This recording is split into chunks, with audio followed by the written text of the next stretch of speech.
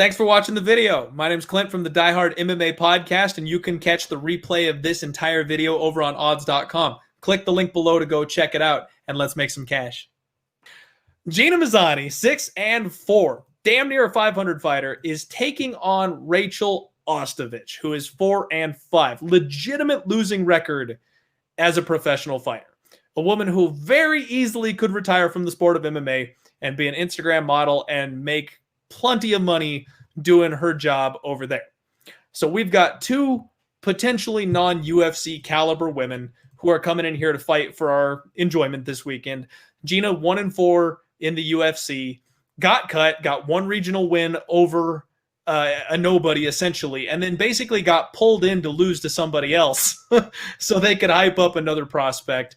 She is dropping to 125. She's been fighting at 135 for the majority of her career. She's dropping down to 125 for the first time. She's going to have a 6-inch reach advantage. She's physically strong. If you look at her on Instagram, she is in very good shape for this fight. She's married to Tim Elliott, and now she's training under James Krause, who has become one of my favorite coaches in MMA. The dude's brain just works.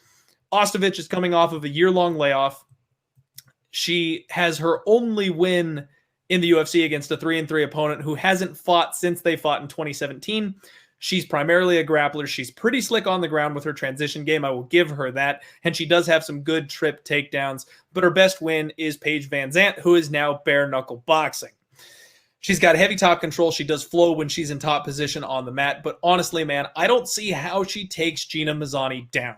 And if Gina Mazany is finally at a good camp with a good coach, good training partners, in shape, rekindled her love for the sport, man, I don't see how she loses this fight unless it's the all ever-present danger of armbar from guard in women's MMA. I think that Gina Mazany should win this fight, and it took every ounce of power I had not to jump on the opener. I'm a little sad I didn't, because she opened up at about minus 135, and now she's down to about minus 160. So as the line gets wider, I am less and less tempted to bet it, but I think Gina Mazany is actually going to pull off the win here. I have to agree with you there, but I have no ounce of fiber in my body that makes me want to put money on this fight. Hell to the no. Like, Mazany, it is a pro that she's going over there working at Glory MMA with James Krause and them. Just like you, I believe that James Krause is one of the best coaches. Him and Saif Sayoud from Fortis MMA, probably my top two coaches to listen to and see in the corners of some of the fighters I'm backing. But yeah, Rachael Ostovich, she hasn't fought, I believe, since that Paige Van Zandt fight. So it's closing in on 2 years since we've seen her in the cage.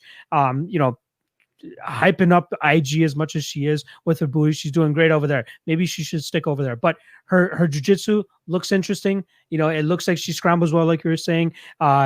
Takes the back very well.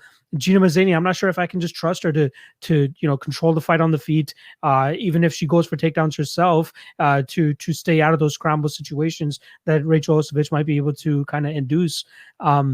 But man, this is a tough fight, and I felt much like if I were to give any advice to anybody, I felt much more comfortable betting at this fight in Gina Mazany's favor when it was at evens, not at minus 150. And I'm not going to go out there and convince anybody to go out there and bet Rachael Ostovich at plus 130 either, because who knows? She could, if this does end up in the grappling realm somehow, I think she could do something. She could pull off some sort of submission, pull off a reversal, maybe bank a round or two just off of that alone.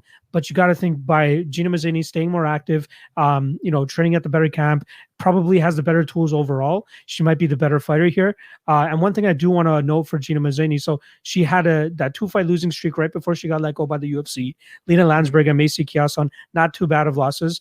Then she fights a girl named Valerie Barney, who was 43 at the time and had not fought for 9 years before taking that fight against Gina Mazany. So Gina Mazany goes out there, beats an old hag, and comes back to the UFC because the UFC needs more fighters to fill out their cards, and then she gets absolutely crushed by Julia Villa.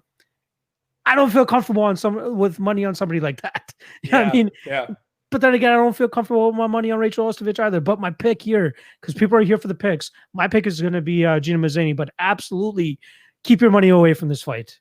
If you want to stay sane, keep your money away.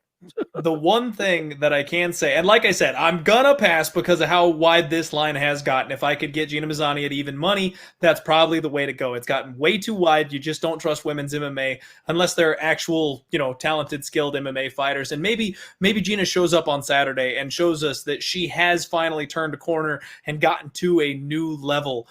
But we got to see it. We can't trust her to make that off-season, switch because she's never done it before. The one thing that I might take a flyer on is the under 2.5. They've got this thing set at plus 180. And with the way Ostovich is capable of submitting people, like you said, if this thing hits the ground, Ostovich is fully capable of snapping an arm off here. And Gina Mazany, if she has turned that corner, if she has made the adjustments that she needs to, she could win this thing via TKO. We have seen Ostovich get submitted by lower level competition before. She could finish herself. There's a couple of ways that this fight could actually end up getting finished before the final bell. I don't necessarily think it's going to be a grind fest, and neither of these women have shown me that dig deep trustworthiness that they're going to be able to hang in there when it gets turned on them or something. Under 2.5 might be something I'd throw a couple shekels on. I like your style of chasing that plus money at times, but I can't do it. I can't do it. Like certain times when you place a bet on a fighter or a total and you have those butterflies when they step into the cage, I don't know what I would have if I had put money on this fight because I don't even want to find out. I'm staying away from this, but my personal pick would be Mazany via decision, but plus 185 is hella intriguing for sure. Yep. All right. Well, like I said, more than likely just a pass. I'm trying to sniff out some alternative options here.